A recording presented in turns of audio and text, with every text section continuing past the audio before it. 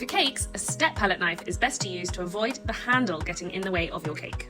When using a palette knife, you only ever want to use one side of the blade at a time. I like to put the bent part in the center of the cake.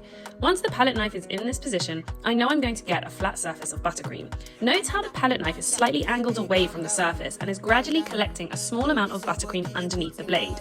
If you have a large build-up here, you're probably going on with too much pressure.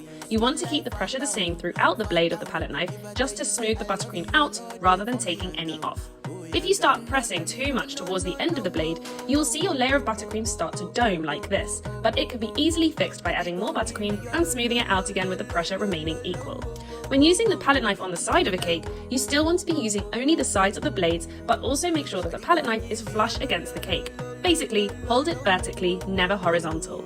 For the very top of the cake, use the previous technique of when you built up the layers of buttercream inside, and that's how you hold and use a palette knife